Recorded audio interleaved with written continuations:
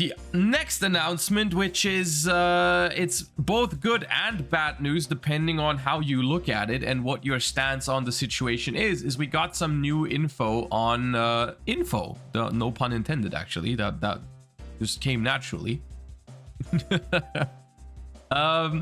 We got some info on rarities for the Infinite Forbidden, and not only that, but also some confirmations on certain cards that are in here. So on this first picture, we can see that Dragon of Pride and Soul, as to be expected, is a quarter-century secret rare.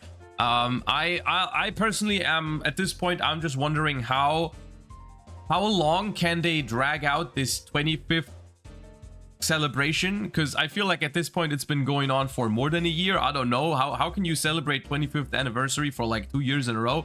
I don't know, but for now 25th anniversary, quarter century, whatever, is confirmed to be in Infinite Forbidden with Dragon of Pride and Soul. We've got some ultra rares for the Millennium archetype. I believe both of these cards are part of the Millennium archetype. I know this guy is part, the Sengenjin is part of the Millennium archetype. I think the Dark Magician is too, but correct me if I'm wrong. I'm not 100% certain on that. Maybe it's just Dark Magician support. I don't actually remember. The Dark Magician is part of... Oh, it's Shining Sarcophagus. Okay, I knew it was part of something. Anyways, okay, both of those are ultra rares. Fiend Smith is a secret. We already knew this. The Tenpai Dragon is an ultra rare, which is probably okay money-wise, because the Tenpai usually only plays, I think, 2 copies of this, so it's not going to be a crazy expensive. Ultra rare is going to be fine, but it's a decent card, so I think that's like a perfect choice for an ultra rare. And then we got this other slide, which has some other things on it.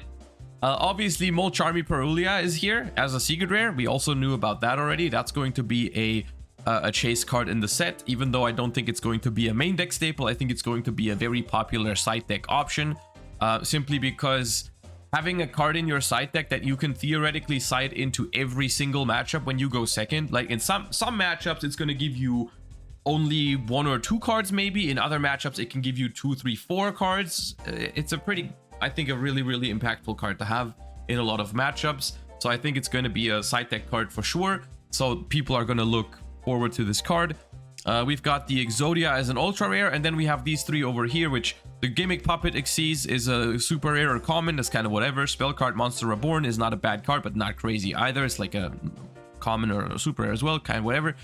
And then we got this one over here. I actually blocked that. That was an accident, my bad. Moon of the Closed Heaven is what it's called. I think it was like slightly changed the name, but it's whatever. This card is going to be in the set, which is something that we did not know about. We did not know that this card was going to be in here, because this was like a, I want to say V-Jump promo. Maybe not. I don't actually. Let me check real quick before I spread misinformation. It was a... What was it? It was a V-Jump promo. Yes, it was a V-Jump promo. Okay.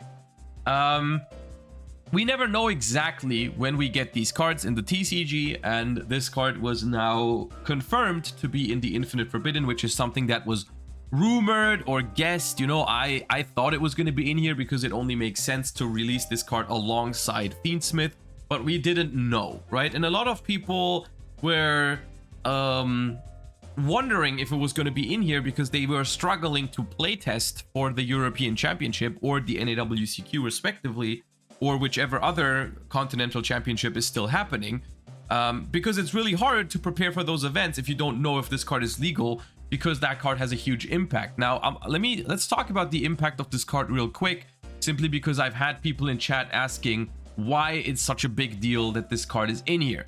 So, because if you read it, you would think like, okay, well, it's a generic link to Fiend monster, to effect monsters. You can target a face-up monster your opponent controls. This card points to this turn. If you link summon a link 5 monster using this card you control, you can also use that opponent's monster as material. You can only use this effect once per turn.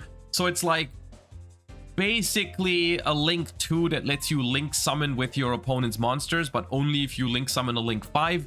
The idea behind it is obviously because it's a mini goddess. If you summon this, as a link 2 and your opponent has multiple monsters on the board, this card allows you to use one of them, and then Goddess itself already allows you to use one of them, so you can theoretically link 2 of their monsters away into an Underworld Goddess. Which is just kind of okay, you know, like the effect is not what's making this card broken. So I just want to clarify that for the people that read this card and are like, well, this card isn't that crazy. Why is everyone freaking out about this, right? Because the effect is okay, but that's not what people play it for. The reason why this card is so good is because it's the only Light Fiend link 2 that's generic that exists. I believe up until this point, we did not have a single link 2 light monster that you can just make with any 2 monsters. And that is obviously important because of an archetype that we've already talked about a lot, but just to clarify, the Fiend Smith archetype is obviously why that's a big deal, because you can now make this thing, Fiend Smith Requiem, out of any 2 monsters, because this thing requires a Light Fiend monster. So if your deck does not have access to Light Fiend monsters at the moment, you can turn any 2 effect monsters into a Moon of the Closed Heaven, and then you can turn Moon of the Closed Heaven into Requiem, which says, during the main phase, you contribute this card, special summon a Fiend Smith monster from your hand or deck. You can target a non-link Fiend monster you control, equip this card from your blah blah blah. The biggest deal is that if you don't have access to your Fiend Smith cards, you can now turn any 2 monsters into this, which then turns into this, which then tributes itself to bring out the Fiend Smith from your deck. So if you're playing, let's say, Snake Eye Fiend Smith, and you would really like to have access to your Fiend Smith cards, but you don't happen to draw any of the Fiend Smith engine, you can now easily convert any 2 monsters, like Pyro monsters most likely, into the Fiend Smith portion of your deck, right? So this might ring a bell to something like any 2 monsters is full Orcust combo, which has already proven to be a problem in like what, late 2018, 2019, I don't remember exactly when. Or I mean, not even just Orcust, even in what the other decks, like the Nightmare Mermaid, like in Goki and all that kind of stuff, right? So it's very similar. It's a very similar situation like this, right? It's very close to the Nightmare Mermaid situation, which is a card that is still banned to this point. And look, if you've seen my most recent YouTube upload, which was talking about the upcoming set, the situation with Fiend Smith and all that kind of stuff. A lot of stuff that I'm not a huge fan of is happening with Fiend Smith, simply because this whole Snake Eye format has I feel like it has taught everyone a lesson on what's wrong with like 2 powerful 1-card combos. And Fiend Smith is going to take that to another level. Like, Fiend Smith is even more, if not worse, than Snake Eye in terms of like 1-card combos, compatibility with almost every single deck and all this kind of stuff. And obviously the fact that Moon of the Closed Heaven, as it's called, is now in the Infinite Forbidden doesn't really help the situation at all, right? Like it does not really help. The only positive thing about this announcement, quote unquote, and it's really a small positive thing, is that at least they were kind enough to communicate that this card was going to be in there like 2 weeks in advance, right? Like at least they told us, like, at least you can now test with the card for Euros or NAWCQ, right? Like before set release. That's the only, it's a small thing, but it matters. I mean, people were going to be really mad if they just didn't say anything about this, and then like 2 days before NAWCQ or something, they released the set and this card is in here, and it like ruins everyone's preparation because they didn't know it was going to be in here. Now at least we can be certain that it's in here. Yeah, I look, on the one hand, I don't love the fact that this card is in here. On the other hand, I don't think that this card is the problem, because Moon of the Closed Heaven is not that good of a card. It's not bad. by any means, but it's not really a problem card by any standards in modern Yu-Gi-Oh. Like, this card is not the issue. The issue is the Fiend Smith cards. The issue is the Fiend Smith engine is just way too powerful, right? Like, this card is as much of a problem as Nightmare Phoenix was during Nightmare Mermaid times, right? Like, this is not the problem. This is the Nightmare Phoenix or Cerberus in your Goki combo or your Orcus combo, right? This is not the problem. So I'm not really too mad that we're getting this card. You know, this card is absolutely fine. The problem is the Fiend Smith Requiem and maybe even just the Fiend Smith deck as a whole, or the engine, right? Because it's not even, at this point, it's not even its own deck. It's just going into all kinds of different decks and making them broken, and all that kind of stuff. So I don't know. Like, currently, I usually am pretty positive when it comes to anticipating new sets and new set releases and seeing what it does to the format. Infinite Forbidden is looking like, honestly, a really cool set outside of the Fiend Smith cards, but that one archetype is kind of like the reason why I'm not super hyped on the upcoming TCG format. I'm still gonna, but I'm just telling you guys the reason why I've been procrastinating on like preparing for Euros and something like that. I wish I could have brought myself to make more content about like TCG at the moment. But as a matter of fact, I'm just not that motivated myself. Like, the amount of time that we spent on stream preparing for TCG also reflects my personal preparation. Like, I haven't started testing for Euros yet, which I probably should, but it's just like a combination of multiple factors for me, which is why I'm just more drawn towards Master Duel at the moment, for example. Right? It's just like the fact that I'm already qualified for Master Duel Worlds means I want to take Euros seriously, but it's hard to motivate myself when it's like still Snake Eyes plus Fiend Smith format. And the fact that I'm already qualified for Master Duel Worlds doesn't really help. So I will try to help you guys prepare for your Continental Championships as much as I can in the upcoming weeks. It's just been like, I've been procrastinating. I'm gonna be honest with you. I've been procrastinating for the reasons that I just mentioned.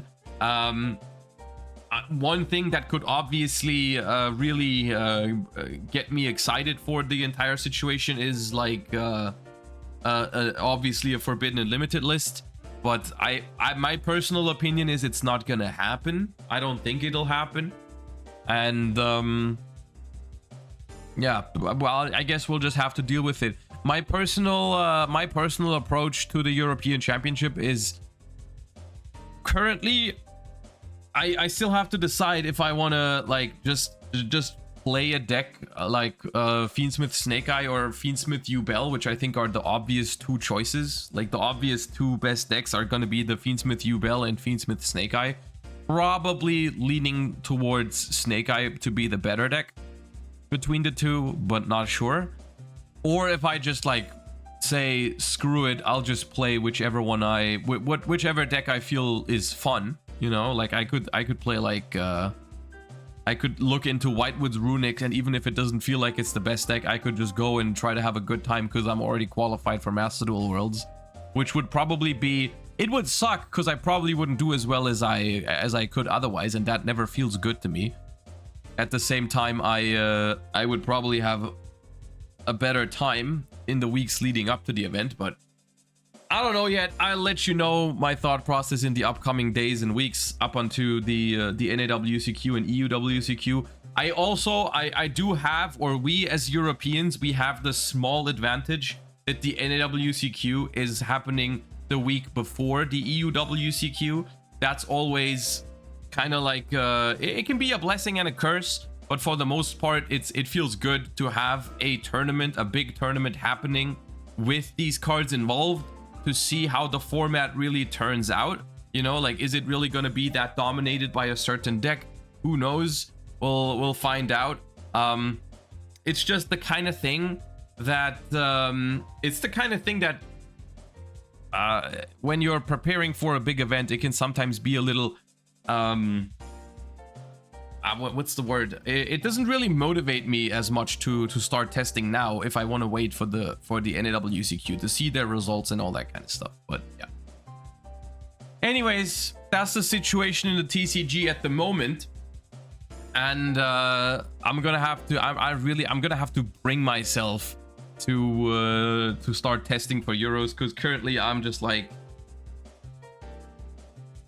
I don't know, man.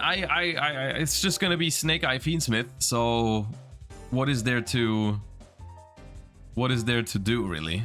Other than like, you're gonna have to put in a lot of work, like learning the new lines and learning the new, like, what is the end board? Is it gonna be hand traps? Is it gonna be board breakers? You know, what's the best approach to tackle the Fiend Smith Snake Eye board and all that kind of stuff? How to play against Yugioh is gonna be another thing to learn.